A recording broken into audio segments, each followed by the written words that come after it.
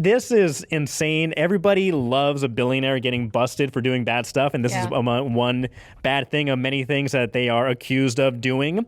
So, the internet's having a heyday about this. So we figured, hey, let's make the most. Jump on the bandwagon. Let's make the most of this event and talk about. We have to make it relatable to the podcast, of course. Of course. And so, why not talk about movies where characters get the karma they deserve? Movie cheaters get the karma they deserve.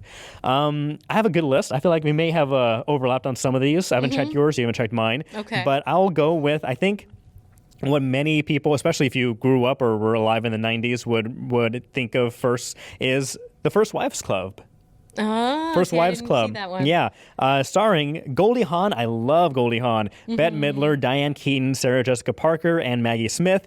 It's about after being reunited by the death of a college friend, 3 divorced women seek revenge on the husbands who left them for younger women. So that's like a 90s classic. It's such a good movie. And I remember a movie that my parents would replay like on repeat on VHS. Because like it's one of those fun, again, people getting their comeuppance and women, standing up for themselves and getting the last laugh.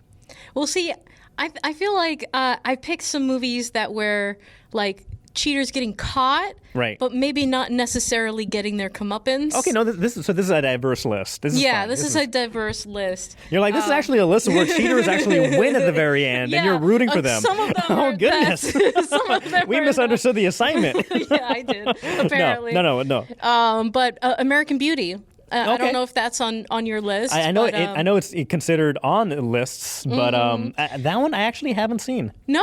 Okay, it's really disturbing. Oh, anyways. I've heard the disturbing things about it. Yeah, that one. Kevin feels Spacey to me, alone. Yes, Kevin Spacey. Oh my God, doing his Kevin Spacey thing, and just the whole movie like over sexualizing the high school friend, the girl, who's friends with his daughter, and is just, it's very very creepy. And at the end, he gets his comeuppance, does he not? He's I don't know. Yeah, I hope so. Things go badly for him at the end.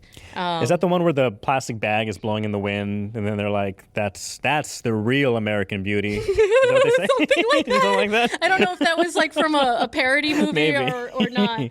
I think that was from a parody. That's the real American Beauty right there. That's the real American Beauty. I think that's what Kevin Spacey What else is said. on your American Beauty list? A classic comedy from the 2000s, Forgetting Sarah Marshall. One of when I talk about movie experiences, like great movie theater experiences, Forgetting Sarah Marshall was one where I remember the entire movie theater just laughing their asses off. It was such a good movie, great comedy.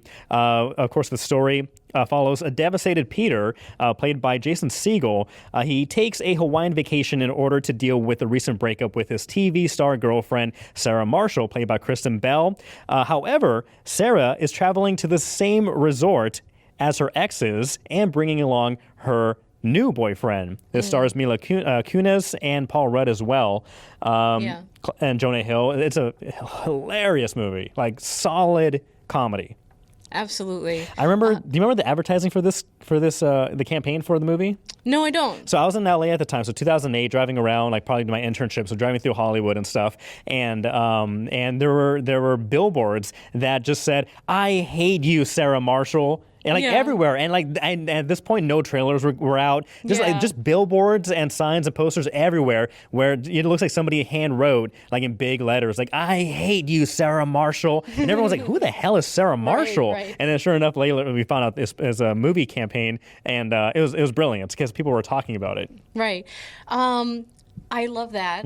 Real quick question, James. Yes. Quick question. Yes. Okay. There's a movie that just popped up in my brain. I love how you're so prepared, and I'm not not at all.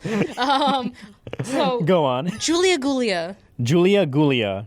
Like, okay, Adam Sandler movie. Okay. Drew Barrymore.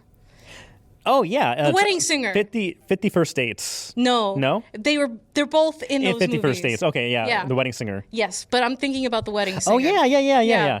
So, he's in love with Julia, and Julia is marrying the dude whose last name is Gulia. She's going to be Julia Gulia. And he's cheating on her. He's cheating on her the whole time. Adam's character finds out, and he's, desperately in love with her. He thinks that, okay, well, she wants money, she wants all of these things, and they sort of go back and forth. But true love wins out. Of course. True love wins out. Bad guy gets exposed. So that's a really good one and full of heart. And I love The Wedding Singer. So I've probably seen it once, and it was like 25 years ago. So like I know little to nothing about it or remember. I just know like a couple scenes. What's his name is in it? I'm forgetting his name, but he's like the heavier set guy. He's a very famous comedian, but I'm blanking on his name. But yeah, I need to rewatch that movie. Watch, they're going to make a Wedding Singer Part 2, like Happy Gilmore 2. Exactly. I know. Happy Gilmore Part 2 coming out, filmed here in New England. So be sure to check that out. We had casting calls for it here on the Hub on Hollywood. So that's another reason why people should keep watching us. Look at this pro over here. Right? Look at this pro over here plugging away during a segment. That was great. Like and subscribe. Like and subscribe. Hey, we're at 560 as of this recording. 560. I know. Look at that. Awesome. Like, Thank you, it guys. was just like yesterday. We had 500. I know. We just had our 500 giveaway. Thank you to the Hub Club members, the new Hub Club members joining us. We actually we'll pop up a picture for watching the YouTube right now. Boom, of a Chili Beanie. Did you see the picture? I did see the picture. She sent a picture. She posted a picture of her new shirt, her new hat that we sent her, the Hub on Hollywood merch, and so she gave us some suggestions for some more merch in the future we can give away. So hey, we're already past, and we're more than halfway through to reaching 600. Right. The new merch giveaway is going to be right around the corner. Exactly. Let's do this. Join the Hub Club. Thany you for joining. Right now. Yeah. Subscribe. For our Hub Club members, what other movies have we got here? So, of course, we have the classic Fatal Attraction. When anybody thinks about a cheating movie gone wrong, this is as bad as it gets. Fatal Attraction. A married man's one-night stand comes back to haunt him when that lover begins to stalk him and his family, starring Michael Douglas and Glenn Close. Nothing more to say. It's just if you haven't seen the movie, watch it. It will give you nightmares and make you cuddle your pet rabbits even more. Yeah, but tightly. not your mistress. But not your mistress. Exactly. So, I just a couple of honorable mentions here for me.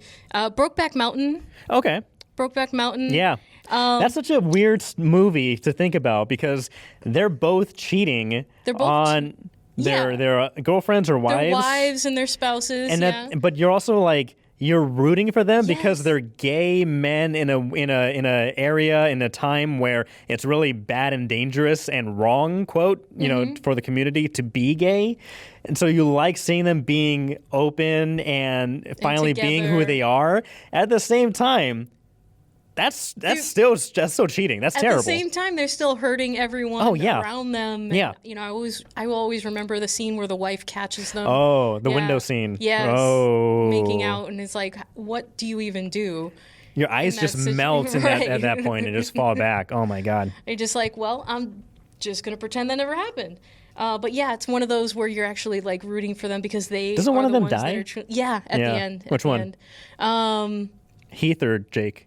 It wasn't Jake. It was Heath. Okay. I think Heath dies. Oh, okay. And then Jake is like, comes around to the family. He's like, I want something to remember him by. But they're like, no.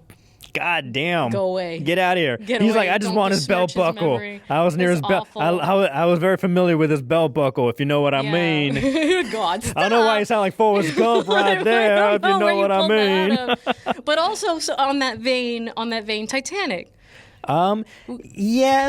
Yes, technically it's a cheating. Rose is cheating on her fiance, but she doesn't want to be affianced. Well, the thing is also it's a weird thing because she's not in the relationship 100% willingly, right? Because her mom is the one who's who really setting this up and pressuring her to marry him because they, unbeknownst to everybody else, Rose and her mom are basically poor. Like they're putting on this facade of like, oh, we're still a high class society, but we really need you, Rose, to pull one for the take one for the team and marry this guy who's a rich jerk, and handsome dude, rich and handsome, but also a jerk and a narcissist. Yeah.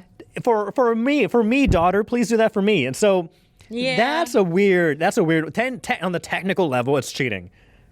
But Rose is also being cheated out of her life. Yeah. And her choice. That's right. So maybe the cheaters that got their comeuppance were the ones who were cheating Rose out of her future and her life and her freedom. Yeah. So there we go. Take that, Rose's mom. The Titanic will come and get you. Speaking about sinking in water. Well, Lies Beneath, the Harrison Ford movie, Michelle Pfeiffer, the horror film, I believe it came out in 1999, or if not 2001, around that era. But the wife of a university research scientist believes her lakeside Vermont home is haunted by a ghost or that she's losing her mind, starring Harrison Ford and Michelle Pfeiffer. One of my favorite Harrison Ford movies of all time, and one of like my if you made me put a top 15 lists of my favorite scary movies, this would be on that list. Nice. That's so good. Harrison Ford's character, real jerk in this film, but I'm sorry, I don't want to spoil it because it's such a good movie, but it's been out forever. Yeah, like, it's been but out for the thing 30 is, plus yeah, years. I know, but like the twist of him being like a loving and a trusted husband to like, oh, you're the devil. Oh yeah. So this is a good movie. Well, Lies Beneath. Should I just finish my list? Yeah, Don't go look at my for list. I'll Good. look over Don't here. look at it. All right, Double Jeopardy. Another love this movie. Haven't seen it in years, but I remember years ago watching it like so many times.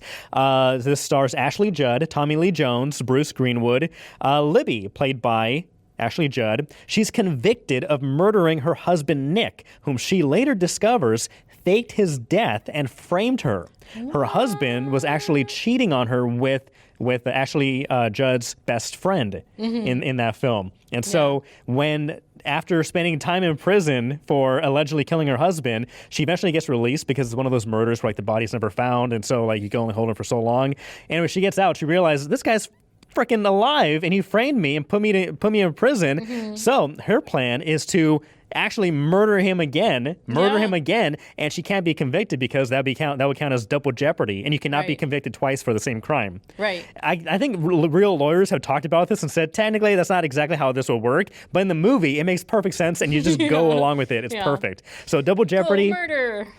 Murder if you've murdered and been framed for it before. Okay. My last cheating movie where people get their comeuppance.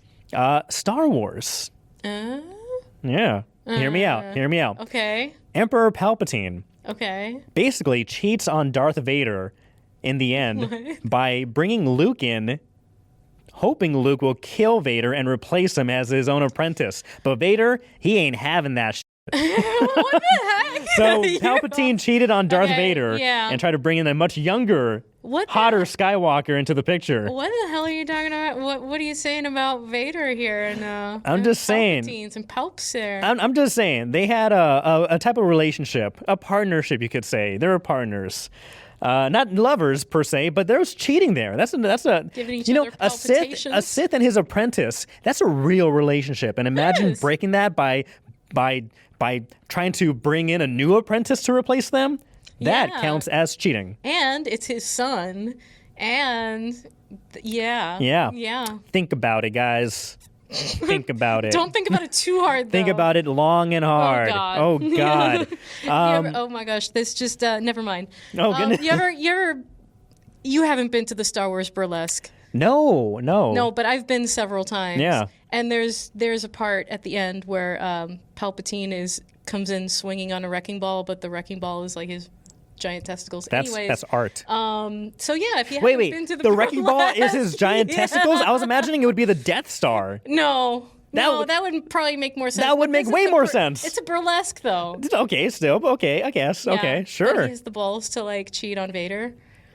Don't. Jamie, Anyways. this is going in a good direction, and then you just come in with swinging balls and You're the one who's taking us off track. Palpatine and Vader were in some Again, kind of not sexual, but okay. Anyways. Hey, comment down below. What is your favorite movie cheater getting their comeuppance film out there? Comment and compare with ours. And what do you think about Dude Ski's CEO who got caught on the Jumbotron? Honestly, if they hadn't have had that extreme reaction, no one would notice. No one would look at it twice or care. Nothing would have happened. Yeah, because people film those Jumbotrons all the time, and then they just look at them and delete them because, like, okay, what? They don't care. Know why I recorded they this. don't care. Yeah, but man.